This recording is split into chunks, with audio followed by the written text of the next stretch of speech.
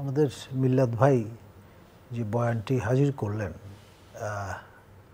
দলের টুপি মাথায় থাকলে আমাকে হয়তো এরকম একটা বয়ান দিতে হতো। মানে পলিটিক্স আর্ট অফ কম্প্রোমাইজ। আর তবে উনি আমি এই প্রথম একজন বিএনপি নেতার কাছ থেকে কিন্তু উইন্ডোটাকে একটু বড় করেছেন, আমি আর কারো কাছ থেকে শুনিনি। হি ইজ দ্য ফার্স্ট মানে পারসন যে একটু মিল্লাত ভাইয়ের সঙ্গে আমি আগেও শোতে অংশগ্রহণ করেছি এবং মানে ভবিষ্যতে যাতে ধরা না যায় আর কি, সেই জন্য। উনি খুব বুদ্ধিদীপ্ত মানুষ, এক প্রেজেন্স অফ মাইন্ড মাশাআল্লাহ ভালো, এবং সেই জন্যই তিনি বেঞ্চমার্ক হিসেবে আপনার রমজানের কথা বলেছেন। আগে তো কালকে হতে পারে, এবং সেটা নভেম্বরও হতে পারে, ডিসেম্বর হতে পারে, জানুয়ারিতেও হতে পারে। আর আমাদের মাননীয় সেনা প্রধান তিনি কিন্তু একটা কাট অফ ডেট বলে রেখেছিলেন, সেটা হচ্ছে জানুয়ারির 1 তারিখ, এর মধ্যে সমাধান হওয়া ভালো। বিএনপির চাওয়াটাও ছিল সেরকম, মানে ডিসেম্বরের মধ্যে এটা হতে হবে।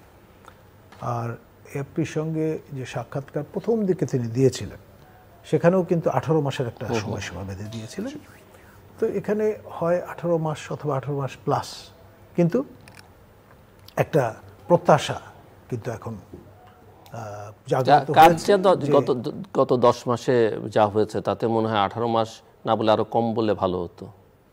এখন ধরুন একটা ব্রিদিং স্পেস হয়তো রাখতে তারা চেয়েছেন।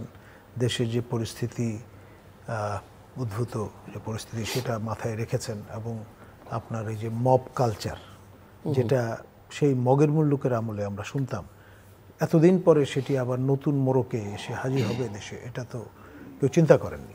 সে বিষয়গুলো আছে। তারপরে লেভেল প্লেইং ফিল্ড, সেটি বিষয় একেবারে অত্যাবশ্যক। আর নবগঠিত নির্বাচন কমিশন তারা একটু হাত পাকাতে হয়তো চাচ্ছেন পাইলটিং হিসেবে আপনার স্থানীয় সরকার পরিষদের বিভিন্ন টিয়ারের নির্বাচন হয়তো করতে চাইবেন। আর আপনার এখানে যে রোড ম্যাপ, সেটি কিন্তু সাংবিধানিক দায়িত্ব হচ্ছে নির্বাচন কমিশনের সেটি ঘোষণা করা, কোন পর্বের পর কোন পর্ব, এবং ফাইনালি ডে কবে হবে সেটাও কিন্তু তাদের এখতিয়ার। এবং আপনি জানেন যে 3 জন আইনত জাতির উদ্দেশ্যে ভাষণ দিতে পারেন, মহামান্য রাষ্ট্রপতি, মাননীয় প্রধানমন্ত্রী বা প্রধান উপদেষ্টা এবং প্রধান নির্বাচন কমিশনার। অন্য কারো কিন্তু এই এখতিয়ার নেই। তো সেই কারণে তার যে সাংবিধানিক দায়িত্ব সেটি প্রতিপালনের সুযোগটাও তো তৈরি করতে হবে। তিনি তার পক্ষ থেকে যেটি বলছেন, মাননীয় প্রধান নির্বাচন কমিশনার, যে আমাকে সবুজ সংকেত পেতে হবে, ডেফিনেটলি ইটস পলিটিক্যাল আন্ডারস্ট্যান্ডিং একটা বিষয় আছে। স্টেক হোল্ডার যারা অংশগ্রহণ করবেন, তারা যদি সবাই বেঁকে বসেন না আমরা নির্বাচনে এখন অংশগ্রহণ করার জন্য প্রস্তুত নই, তখন তো তার পক্ষে আপনার তফসিল ঘোষণা করা সম্ভবপর নয়। তো সেই জন্যে সবার মতামত নিয়েই একটা ঐকমত্য, মিনিমাম একটা ঐকমত্য থাকতে হবে। এবং যারা নিবন্ধিত রাজনৈতিক দল তারাই তো অংশগ্রহণ করবেন। আবার কালকে ছিল কাট অফ ডেট আপনার নবগঠিত যে দলগুলো, তাদের নিবন্ধন প্রক্রিয়া শুরু করবার, মানে তারা তাদের আবেদন জমা দেবেন এবং আনুষ্ঠানিকভাবে আজ থেকে তো কাজটা শুরু হবে। কমিশনের পক্ষ থেকে হোমওয়ার্ক যেটা করা দরকার তারা করবেন। তো সেইভাবেই আপনার এ পর্যন্ত এসে আমরা দেখছি যে এই নির্বাচন, যেটাকে আমি বলেছি, এটা আমার কয়েনেজ, যে ইটস লাইক চেজিং দ্য চিমেরা, অর্থাৎ মরীচিকার পেছনে ছোটা। তো মরুভূমিতে যত কাছে যাবেন তত এটা দূরে সরে যায় এই বিভ্রম। তো সেটির আশা করি অবসান ঘটবে, কারণ একটি সুসভ্য গণতান্ত্রিক দেশে নির্বাচন হতেই হবে, আগে হোক পরে হোক।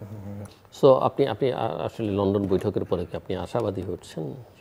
আমার এখনো বেশ কিছু আপনার পরিমাণের সন্দেহের স্পেসটা আছে, এবং ডিসেম্বর অতিক্রান্ত না হলে পরে বোঝা যাবে না। বিশ্ব পরিস্থিতির উপর অনেক কিছু নির্ভর করবে। এই মধ্যপ্রাচ্য যে ক্রাইসিসটা, এটা তো হুট করে মানে ইউনিল্যাটারালি আমরা দেখলাম যে ডেভেলপ করেছে, এবং তার সঙ্গে আবার রেমিটেন্সের একটা সম্পর্ক আছে, জ্বালানি সরবরাহের একটা সম্পর্ক আছে, অর্থনীতির একটা সম্পর্ক আছে। বিশ্ব পরিস্থিতি যদি অবনতি ঘটে, তাহলে নির্বাচনের সহায়ক পরিবেশ তৈরিতেও দেরি হতে পারে। সো এই যে কন্ডিশন বা বিশ্ব পরিস্থিতি, নানা কারণে পরিস্থিতি খারাপ হতে পারে, এর বাইরেও আমরা যেটা দেখলাম যে এই বৈঠকের পরে যে যৌথ বিবৃতিতে, সেই বিবৃতিতেও কিন্তু অনেক রকমের শর্ত আছে। প্রথম কথা হচ্ছে নির্বাচন হতে পারে, হবে বলা নেই। দ্বিতীয় কথা হচ্ছে বলা আছে যে সকল প্রস্তুতি শেষ হলে, আমরা জানি যে বাংলাদেশের ইতিহাসে একটা নির্বাচনী প্রস্তুতি শেষ করতে আসলে কতদিন লাগে, কয় মাস লাগে, কারণ এর আগে অনেক নির্বাচন হয়েছে, হঠাৎ করে 3 মাসের প্রস্তুতিতেই সম্ভব সেটা। তৃতীয়ত আমরা দেখলাম যে বিচার এবং সংস্কারের প্রশ্নে পর্যাপ্ত অগ্রগতি সাধিত হলে, তো আমার প্রশ্ন যে এই অগ্রগতি, এই কাজগুলো আপনারা কি দেখছেন, মানে কতটা হচ্ছে বলে মনে করছেন? একই সঙ্গে এই যে জুলাই সনদ, জাতীয় সনদ, জাতীয় ঐকমত্য কমিশন যে বৈঠক কি হচ্ছে, বা কালকেই দেখলাম আমি কোথায় আপনাদেরই এক মিত্র নুরুল হক নূর, তিনি বলছেন যে এইভাবে ঐকমত্য প্রতিষ্ঠার যে প্রক্রিয়া হচ্ছে তে কিয়ামত পর্যন্ত সময় লেগে যাবে এই ঐকমত্য।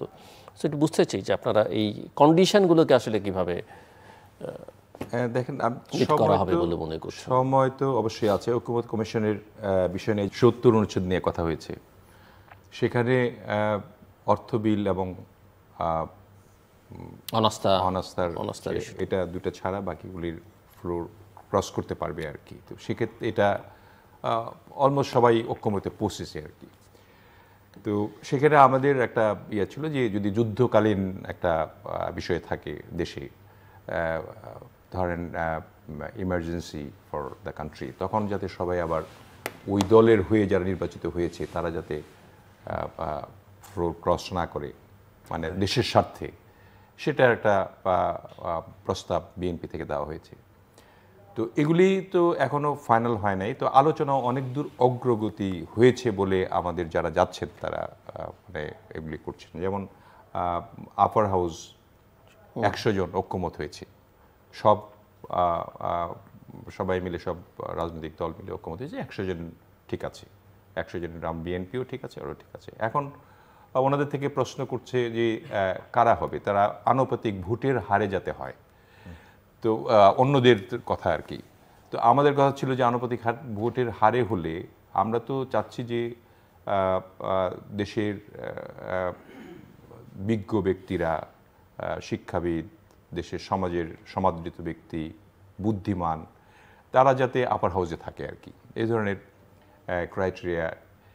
সেটা আনুপাতিক হারে আমরা চাচ্ছি যে এরকমভাবে হোক যে ভোটের আনুপাতিক হারে না, মানে সংসদের আনুপাতিক হারে যাতে হয় আর কি, সো দ্যাট এটার ওইখানে যে আমরা নিম্নকক্ষ যেটা করে উচ্চকক্ষে পাঠাবে সেটার যাতে সমর্থনটা হয়, না হয়তো কোনো আইনই করা যাবে না। তো এই ধরনের কিছু কিছু বিষয় আলোচনা হচ্ছে, কিছু কিছু একমত হচ্ছে, কিছু কিছু একটু টেনে টেনে দিচ্ছে। যে কথাটা আপনি বললেন যে যৌথ বিবৃতিতেও কথা বলা আছে যে মানে অগ্রগতির পর্যাপ্ত অগ্রগতি বিচার এবং সংস্কার পর্যাপ্ত অগ্রগতি দেখে তারপর হবে। এখানেও এরকমই হচ্ছে অনেকটা, মানে কিছু কিছু মানে জায়গায় ঐক্যমত হয়েও হচ্ছে না, কিছুটা লেজ থেকে যাচ্ছে। তো সেক্ষেত্রে আমি জানি না, মানে আমাদের দলের হাইকমান্ড দেখবে হয়তো আরও কিছুদিন, যদি দুই শীর্ষ নেতার বৈঠকের মধ্যে কি হয়েছে এটা তো আগেই বললাম যে আমরা জানি না, এবং আমাদের আপাত দৃষ্টিতে মনে হচ্ছে যে ভালো একটা আন্ডারস্ট্যান্ডিং হয়েছে যে নির্বাচন হবে এবং গণতন্ত্র প্রতিষ্ঠার জন্য আমাদের অন্তর্বর্তীকালীন সরকার প্রধান প্রস্তুত রয়েছেন এবং তিনি যথাসময়ে ঘোষণা করবেন। সেই হিসাবে আমাদের ভারপ্রাপ্ত চেয়ারম্যান জনাব তারেক রহমান, তিনিও প্রস্তুতি নিচ্ছেন দেশে আসার জন্য এবং ঠিক সময়ে তিনি এসে উপস্থিত হবেন। তো এটা এ পর্যন্ত এই ভরসা নিয়ে বা এই আমরা আশা করতে পারি যে একটা এত বড় একটা বৈঠক, এই বৈঠকের তো মিনিমাম একটা ওই স্ট্রেচার লেভেলের তো মানে লোকদের ভিতরে কি হয়েছে এটা তো নিশ্চয়ই আমরা বুঝতে পারছি না আর কি। মানে আমরা বুঝতে পারছি যে নিশ্চয়ই একটা সমঝোতা হয়েছে যে ডিসেম্বরে না হলেও মানে শর্টলি ডিসেম্বরের পরে জানুয়ারি ফেব্রুয়ারির মধ্যেই হবে আর কি। তো এটার জন্যই আমরা প্রস্তুতি নিচ্ছি এবং আমরা ভোটের ময়দানে কিন্তু কাজ শুরু করে দিয়েছি। এখন ধরেন এটা তো জুন মাস, এখন জুন মাসের বাজেট সমাপ্ত হবে 30 তারিখে, হয়তো শেষ হয়ে যাবে। তারপরে জুলাই, অগাস্ট, সেপ্টেম্বর, জুলাইয়ের সনদ আছে, সেটার সঙ্গে আমরাও আমাদের একটা কমিটিও করা হয়েছে এটাকে উদযাপন করার জন্য, এবং সেটার সঙ্গে নিশ্চয়ই অন্তর্বর্তীকালীন সরকারের বা এনসিপি বলেন বা আদার স্টেক হোল্ডার যারা জয়েন করেছিল 5 তারিখে, তাদের সবাইকেই নেই এটা করা হবে, এই ধরনের একটা কমিটিও করা হয়েছে আমাদের, এবং সেটাও আমাদের হাইকমান্ড থেকেই করে দেওয়া হয়েছে। সেটাকে পালন করা, সেটার স্পিরিটটা ধরে রাখার জন্য নিশ্চয়ই 5ই আগস্টে কিছু একটা বয়ান আসবে আমাদের তরফ থেকে, এবং সবাই মিলে হয়তো ঐক্যবদ্ধ যদি না হয় তখন তো অগাস্ট সেপ্টেম্বর আছে, নভেম্বর আছে, অগাস্ট সেপ্টেম্বর অক্টোবর নভেম্বর 4 মাস 5 মাস আছে। আপনারা জানেন যে আমরা মানে এটা উদ্ধত্তপূর্ণ কথা বলে মনে করবেন না, আমি খুব শান্তভাবেই বলছি যে যদি আপনার এই ধরনের ঐক্যমত নিয়ে সত্যিকার অর্থে ঐক্যমত না হয় এবং দুই নেতার শীর্ষ বৈঠকের প্রেক্ষিতে যে আশা ভরসা আমাদের রয়েছে সেটা যদি প্রতিফলিত না হয় এবং নির্বাচন কমিশনকেও যদি সেইভাবে ইনস্ট্রাকশন না দেওয়া হয়, তাহলে ডেফিনেটলি আমাদের তো 4 মাসের প্রয়োজন পড়বে না। আমরা মনে করি আমাদের 1 মাসের, যেটা আপনি আশা করছেন যে আমরা ডিসেম্বর থেকে আমরা ইউটার্ন করেছি, এটা তো আবার স্ট্রেট লাইনে যাওয়ার জন্য খুব একটা সময় লাগবে বলে আমার মনে হয় না। সরকার সবই ভালো করছে, এই সরকারকে আমাদের সহযোগিতা করতে হবে, কালকে আপনি কিভাবে বলবেন যে এই সরকার খারাপ কাজ করেছে? দ্বিতীয় কথা হচ্ছে যে আপনি যখন বলছেন 2 নেতা 1.5 ঘন্টা 1 ঘন্টা 35 মিনিট আলাপ করেছেন, সন্দেহ দেশ নিয়ে আলোচনা করেছেন, বাইরে তো কিছু আলোচনা করেননি, কারণ ওদের ব্যক্তিগত হিসেব নিকেশ আছে বলে আমাদের জানা নেই, আর ব্যক্তিগত হিসেব সেটা জাতি হিসেবে নাগরিক হিসেবে আমাদের জানবার অধিকার আছে কি না, যে আসলে ওনারা কি আলোচনা করলেন, এটা একটা প্রশ্ন। কারণ আমরা অনেক বড় বড় পৃথিবীর বিখ্যাত সরকার প্রধানদের মধ্যে সামিট দেখি, তাদের বিবাদ দেখি, কিন্তু সেগুলো তো বাইরে কিছুটা আসে না, আসলে অসুবিধা নেই, কিন্তু যদি কখনো সংকট তৈরি হয় তাহলে তো তখন এই বৈঠকটিকেই দায়ী করা হবে যে আপনারা আসলে গোপনে কি করলেন, জাতি তো জানলো না। না, যথাসময়ে নিশ্চয়ই সেটা আসবে আমার বিশ্বাস আর কি। কিন্তু আপনি যেটা বললেন আর কি যে আপনার একেবারে ইউটার্ন হয়েছে যে ডিসেম্বর থেকে, আমি তো আপনাদের নেতাদের বক্তব্য এখন একটার পর একটা আপনি বললেন, আমি কোট করতে পারি, যেটা বললেন যে আমরা সবকিছু সমর্থন তো আমরা দিয়ে আসছি প্রথম থেকেই, না সেই সমর্থন আর এখনকার বক্তব্যের মধ্যে আমি বলছি একেবারেই এখনকার যেহেতু একটা নির্বাচনী শতভাগ চোখ বন্ধ করে সব ঠিক আছে না, শতভাগ ঠিক করে এটা কিন্তু বলা হচ্ছে না। বেশ জিলু ভাই, এটা কিন্তু বলা হচ্ছে না এভাবে। আমরা দেখুন আইন শৃঙ্খলা পরিস্থিতির ব্যাপার নিয়ে আমরা প্রত্যেকটা দিনই বলছি যে এটা ঠিক নাই। তারপরে যে সমস্ত কার্যকলাপগুলি সরকার ঠিক করছে না সেগুলি সমালোচনা কিন্তু আমরা করছি, এবং সরকারকে সহায়তা দেওয়ার অর্থটা হলো এই সরকার তো রাজনৈতিক সরকার নয়, তারা তো সব কিছু করতে পারবে না আসলে, এটা আপনি ভালোভাবে বুঝেন। তো আমরা একেবারে ইউটার্ন নিয়ে সরকারের সঙ্গে মিলিত হয়েছি এরকম কিন্তু না। সরকার যেটা ভুল করছে আমরা ধরিয়ে দিচ্ছি, এবং সরকার দেখেন এই প্রবৃদ্ধির হার যে 3% নেমে আসবে, এটা আমরা খুব শঙ্কিত, এবং এটাকে কিভাবে এই সরকারকে সহযোগিতা করে বা নির্বাচন তাড়াতাড়ি নিয়ে পরবর্তী সরকার যেটা গঠন হবে, আশা করা যায় যে আমাদের দল হয়তো সরকারের দায়িত্ব পেতে পারেন যদি সবাই ভোট দেন আর কি। তো এখন সেখানে তো এই অর্থনৈতিক বিষয় নিয়েও কথাবার্তা হচ্ছে, সেগুলি নিয়ে হয়তো আলোচনা হয়েছে। আমি মনে হয় যে পরবর্তীতে আপনার ইনভেস্টমেন্ট কিভাবে হবে, এখন ইনভেস্টমেন্ট হচ্ছে না, মানুষ আস্থা পাচ্ছে না সরকারের উপরে, অতএব নির্বাচনটা তাড়াতাড়ি হওয়া দরকার, হয়তো এই ধরনের এরকম লাইন থাকতে পারবে যে আপনার এই সময়ের মধ্যে যদি দেখা যায় যে আমরা এটা করতে পারছি তাহলে আমরা করলাম, আর না হলে কিন্তু আমার ডিসেম্বর নির্বাচন দিতে হবে। কি হয়েছে আমরা জানি না, তো সেটার কারণে আমার মনে হয় যে এখনকার যে আপনি স্বস্তি কিছুটা দেখছেন সেটা বাঁকা চোখে না দেখে একটু দেখেন সবাই যেহেতু রাজনীতি করতে চায়, যেটা আপনার জন্য স্বস্তি সেটা হয়তো অন্য আরেকজনের জন্য অস্বস্তি, বা যেটাকে আপনি অনেকে হয়তো মনে করছেন যেটা স্বস্তির পথে নিয়ে যাচ্ছে, অনেকে হয়তো মনে করতে পারেন যেটা আরো বড় অস্বস্তির পথে নিয়ে যাচ্ছে। এটা হতে পারে বিভিন্ন, এটাই তো গণতন্ত্রের একটা সৌন্দর্য। প্রফেসর নাজমুল হাসান কলিমুল্লাহ, ঐকমত্য আপনি কতটা দেখেন? এই যে বিশেষ করে জুলাই সনদ, কারণ জুলাই সনদ তো আর অগাস্টে নিয়ে যাওয়া যাবে না, এবার জুলাই সনদের মধ্যেই করতে হবে, 5 অগাস্টের আগে করতে বলা হচ্ছে জাতীয় সনদ, ঐকমত্য কমিশনের কার্যক্রম এবং ওই যে জয়েন্ট স্টেটমেন্টের যে কন্ডিশনগুলো আছে, আপনি মনে করেন যে এগুলো আসলে? দেখুন, বাংলায় যে কথাটা শুনে আমরা অভ্যস্ত, নানা মুনির নানা মত, মানে এক চিন্তা এক সমতলে এসে দাঁড়ানোটা সবচেয়ে কঠিন কাজ বাঙালির জন্যে। বাংলায় যারা আমরা কথা বলি অ্যাক্রস দ্য বর্ডার, মানে আমরা ডিবেট করতে ভালোবাসি, তারপর মতভেদ নানান রকমের আছে আমাদের, নানান চশমা দিয়ে আমরা দেখবার চেষ্টা করি। তৎসত্ত্বেও শেষ অবধি একটা জায়গায় তো এসে দাঁড়াতে হবে। ন্যূনতম যে আন্ডারস্ট্যান্ডিংটা, বেসিক মিনিমাম, সেটি আমার ধারণা পৌঁছানো সম্ভব। কারণ প্লুরাল স্পেসটা তো মেনটেন করতে হবে, এবং এটা আপনি ইলাস্টিকের মতো যতটা বিস্তৃত করতে পারেন সেটা গণতান্ত্রিক সমাজ বিনির্মাণের জন্য প্রয়োজন। এবং আমরা একটা মুক্ত এবং স্বাধীন পরিবেশ এত কিছুর পরে প্রত্যাশা তো করতেই পারি। সেই লক্ষ্যে যারা কাঁধে কাঁধ মিলিয়ে আপনার জুলাই অগাস্টের যে আন্দোলনটায় শরিক হয়েছেন, যারা এখন সক্রিয় রাজনীতিতে আছেন, তাদের এই বিষয়টা মনে রাখতে হবে যে ন্যূনতম ঐক্যের জায়গাটা যদি না থাকে তাহলে বিভেদ, মানে ওই যে বল না যে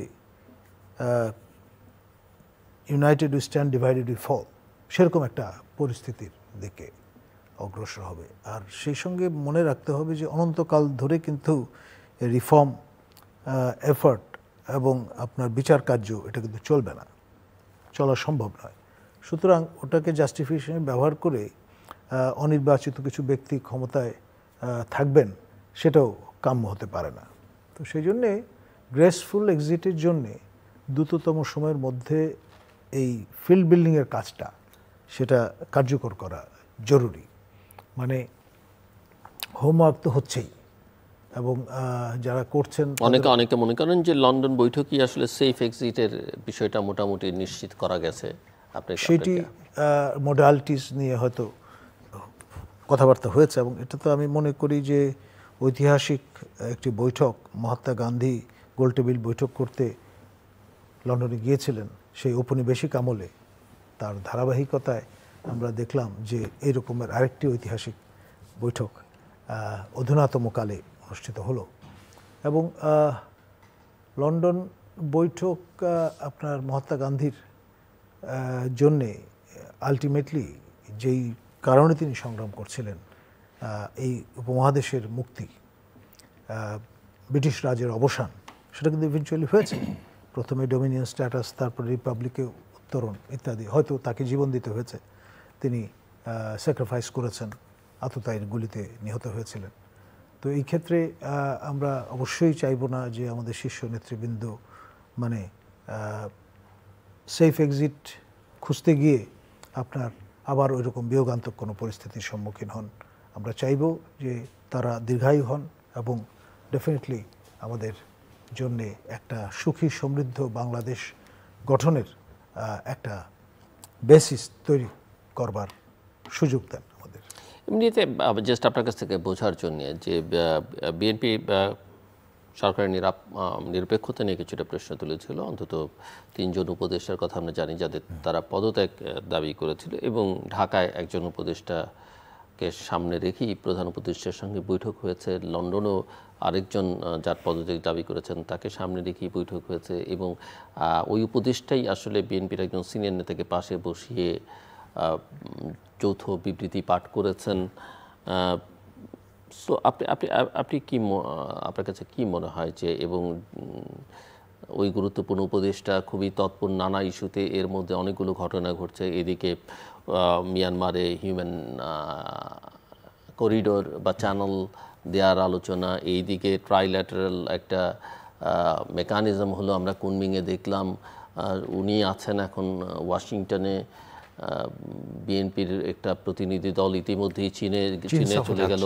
আবার এই কুনমিং বৈঠক আর বিএনপি নেতাদের চীনে যাওয়ার মাঝখানে আমেরিকান চার্জ দ্য অ্যাফেয়ার্স আবার বিএনপি নেতাদের সঙ্গে বৈঠক করলেন। আসলে কি হচ্ছে?